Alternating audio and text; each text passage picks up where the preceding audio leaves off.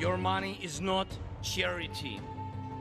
It's an investment in the global security and democracy.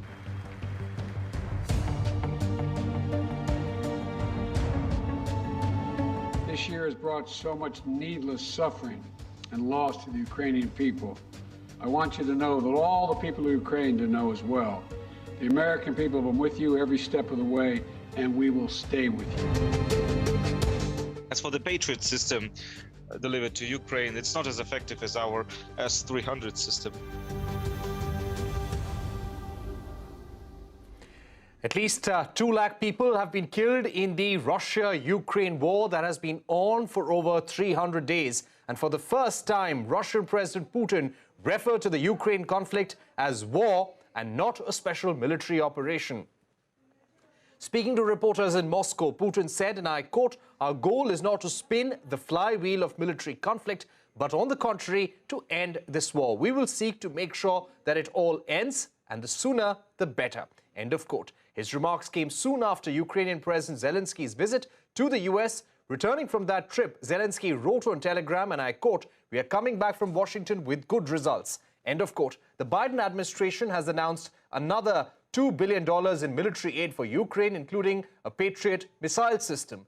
President Putin said Russia will find a way to counter this missile, also adding that it would not help in settling the conflict. The United States is taking Putin's comments on ending the war with skepticism. White House spokesman John Kirby said Putin had shown absolutely zero indication that he's willing to negotiate and end the war. Meanwhile, Russia has threatened to slash oil production by 5 to 7% in early 2023 to counter price caps rolled out by Western countries. The warning sent global oil prices surging upwards in anticipation of a drop in supply. Let me now go across to John Spencer, Chair of Urban Warfare Studies at Madison Policy Forum, Mark Cancian, Senior Fellow at Center for Strategic and International Studies, and we're also joined by Ambassador Rakesh Sood. Thank you very much, gentlemen, for joining us. John Spencer, if I can begin with you. The US clearing the Patriot air defense system for Ukraine at this juncture in the war. How will it really help Ukraine against the Russian missile attack? Well, it's one of the most advanced air defense systems in the world, and it will put a umbrella over parts of like capital city Kyiv and prevent Russia from its current tactic of terrorism, striking civilians and civilian infrastructure, putting everybody under fear.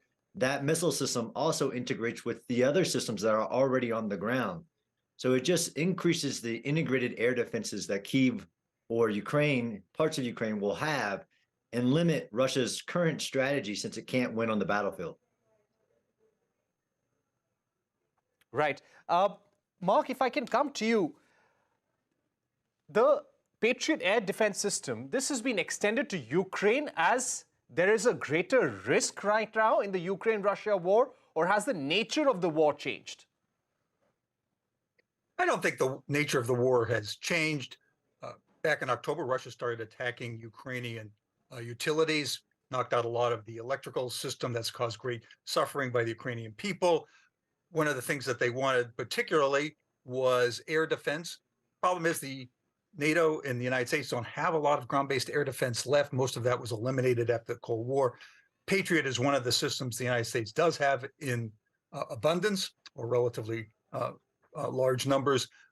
It became a focus for a lot of attention. So the United States finally agreed to send the system, although it will take many months to be ready because of the training and maintenance requirements.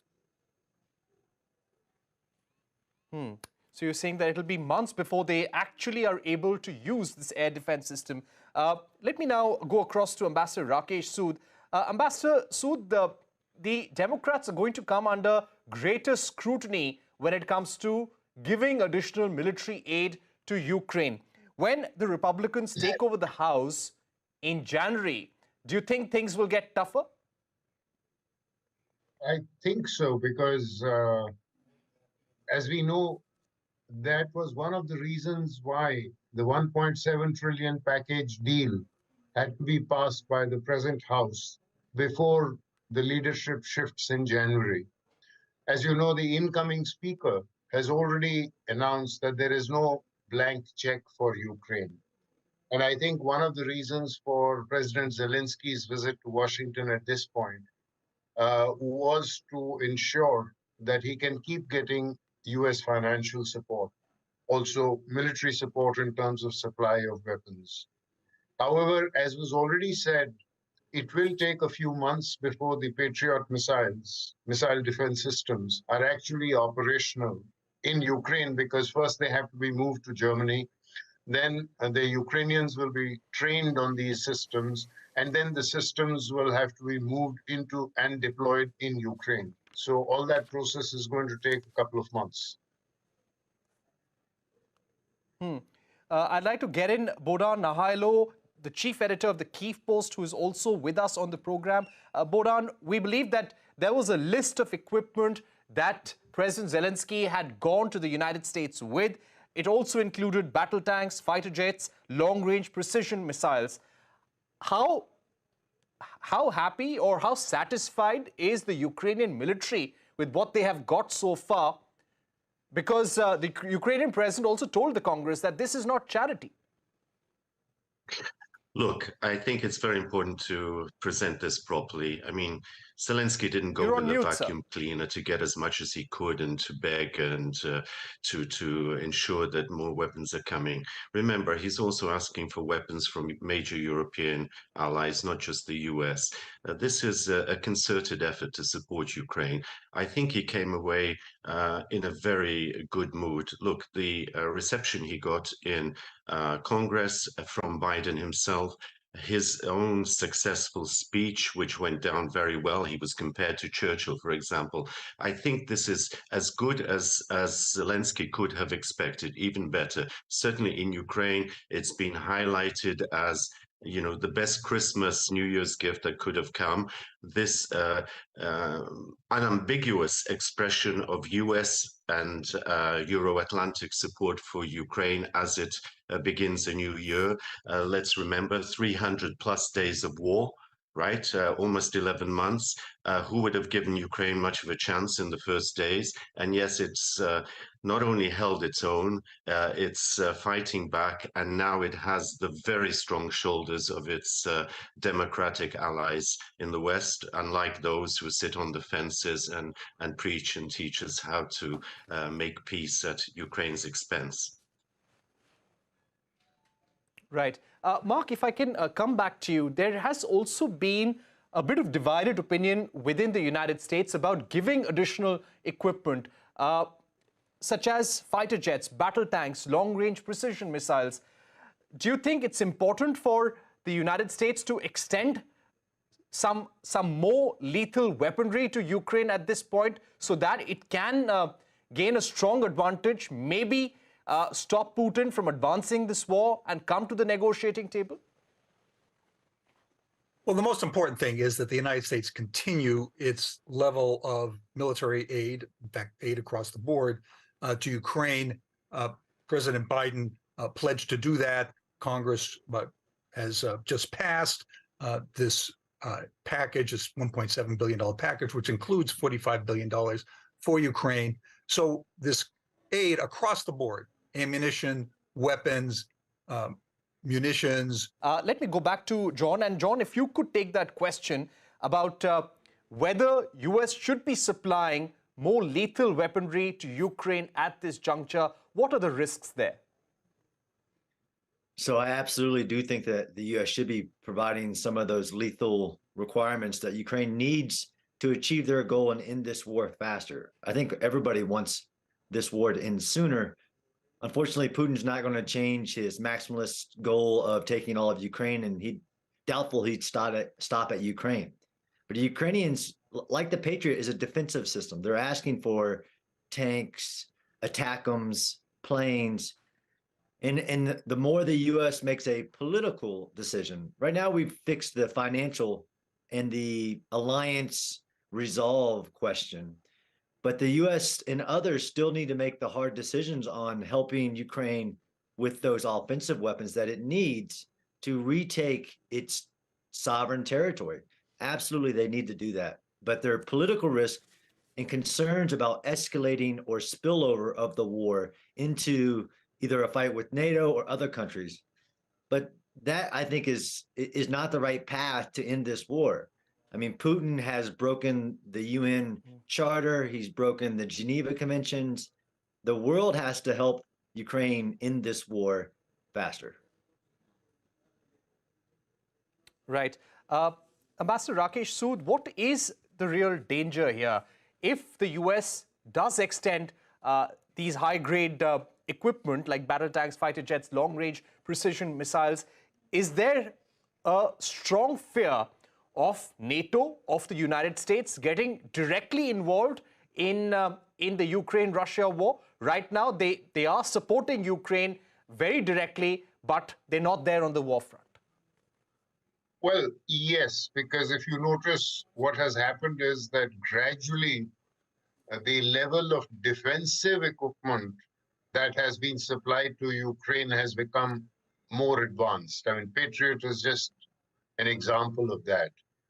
But so far, there hasn't been any move towards supplying offensive weaponry. Even with the Patriots, I believe that some of the missiles that are going to be used, the actual missiles on the Patriot batteries, are going to be not the maximum range, which is about 130 kilometers or thereabouts, but a little less. So I think the US is treading a fine line in terms of what is the level of weaponry which they can supply. Because let's not forget, if they supply weaponry which has an offensive capability and it gets used in that offensive mode, then it is the European NATO members that will possibly suffer the consequences, and therefore that is the concern, because that shouldn't end up weakening the NATO resolve or the transatlantic resolve. And I think that is where the balancing act has to be worked out by the United States, because after all, let's face it, while there is transatlantic unity, about over 80% of the weapon supplies have come from the United States, and over 80% of the economic assistance program for Ukraine has also come from the United States. Right, that's an important point. And there are reports of how much can US continue supporting Ukraine with ammunition. That is also something we'll have to see in the days to come. But Bohdan, if I can come to you, we've also been reading reports how the Russians are trying to change the topography. They're trying to build a new city in Mariupol as well. What today, as we speak, is the 303rd day of the Ukraine-Russia war. What is the status on the ground? The status is at present a kind of uneasy stalemate. The Ukrainians have recovered a lot of lost ground, but things seem to have ground, relatively speaking, to a halt as winter sets in. I think the Ukrainians are very confident. Again, we emphasize that they are receiving the support, and I do not like this attempts on Indian television channels to always limit it to Washington. You know, it's as if America's doing it. I mean, we don't talk about India as a Russian vassal just because you've been buying so much arms over the decades from Russia, you know, as if you're a puppet state and you are controlled by Moscow. Ukraine is a sovereign state. It wants to be part of the Western alliance for security purposes, for prosperity purposes, and that is its right. And we should not talk in terms of a narrative of Washington, Moscow, right? And also, the other thing that you're not mentioning is the close military cooperation intensifying day by day with Iran, which is, you know, a major dangerous state in the Middle East, and now is clearly siding with Moscow. Moscow is taking its arms from where? From North Korea and from Iran. That tells you something. It's a rogue state. Even China doesn't want to be so closely associated. You notice that the messages from the Chinese leader when Medvedev, the former president, was in Beijing just a few days ago is that we want peace, we want a settlement, whereas Medvedev is calling for the obliteration of the Ukrainians as a nation, never mind the state. They're talking about wiping us out as Hitler did talk about the Jews wiping us out as a people, that we don't deserve a right to exist as a people. Imagine India, if former British colonists were telling you that who are you Indians? We gave you everything. We gave you administration, English language, etc. You have no right to exist. I think you'd be insulted and you would fight to the very bitter end. This is what the Ukrainians are doing. Please understand this properly. Thank you very much, America. Thank you, Europe. But we are fighting this battle with Ukrainian soldiers, with Ukrainian lives, and with the help of Western finances and weapons, which are so important to us.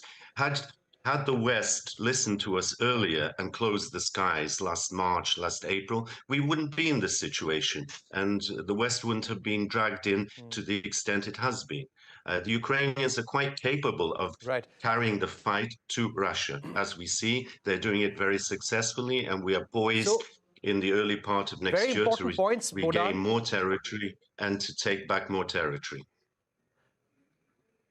If I can take that point to Ambassador Rakesh Sood. Ambassador Sood, the chief editor of the Kyiv Post had a very important point there, that this is not just about the United States, it's not just about Europe, other countries need to pitch in. India now has a very important role. Parikshit, I heard what he said. And while I respect the courage of the Ukrainian forces and the Ukrainian people, I speak as an independent expert. I am not speaking as an Indian here. So let me make it once more very clear. And if my Ukrainian friend can argue with me on facts, then I would prefer that rather than he trying to raise emotions. I can understand his emotional state of mind, and I guess he can't get out of that at this stage, but I'm trying to be objective. The fact is that the United States has provided 80% or more of the military supplies going into Ukraine. United States has provided over 80% of the financial assistance that has been provided to Ukraine during 2022. And that remains a fact. So therefore, while it has been a tough call in terms of maintaining transatlantic unity, if we look at it objectively, we also know that there are certain differences between Ukraine and the United States. For example, President Zelensky has been trying very hard to get the United States to declare Russia to be a terrorist state. But the US has declined to do so because the US feels that it would close certain options, and the US is exploring other options of calling it an aggressor state or something like that, which doesn't necessarily have the similar legal international definition. So let's not kid ourselves in terms of what is actually happening in the world of geopolitics.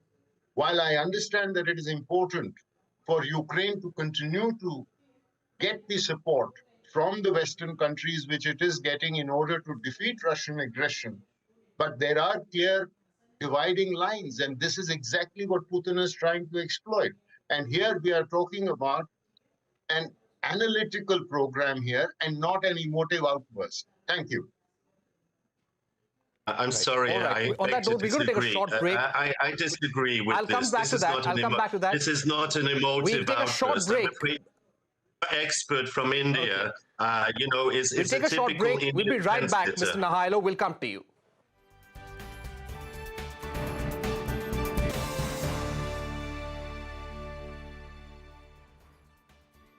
All right, let's focus on the Ukraine-Russia war, which has crossed 300 days right now. And a top US general has said there have been 200,000 casualties in this war in the last 11 months. Let me now go across to John Spencer. John, as far as Putin is concerned, he said that they'll find an antidote to the Patriot air defense system. But more importantly, what is being reported by the global media is Putin saying that they want to end the war. And this is the larger objective that Russia has.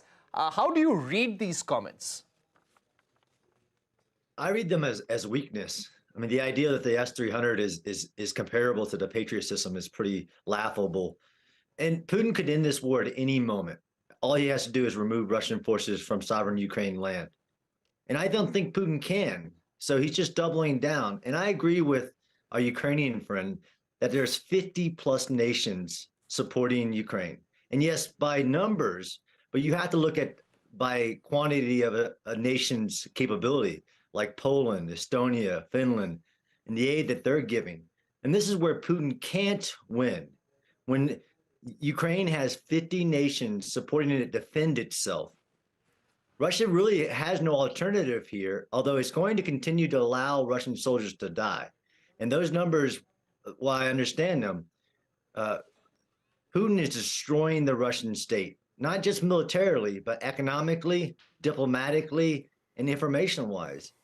And there's really no alternative here in this war. He can't win. As a military strategist who teaches strategy, Putin cannot achieve his political objectives in Ukraine. And anything he continues, he's just destroying the Russian state. Right. Let me now go across to Mark. Mark, good to have you back. Russia is also likely to hit back by cutting back on oil and gas production to try and disrupt the global energy supply in response to the oil price cap. What are the tools, apart from the military action in Ukraine, that Russia could deploy in the next few months to put pressure on the West? I'm sorry, could you say that again? So, Mark, in January, it's quite possible, and this is what Russia is indicating, that they will be cutting back on oil and gas production in response to the oil price cap that the West has agreed upon. What are the tools that Putin has at his disposal in order to pressurize the West and Ukraine? Yes.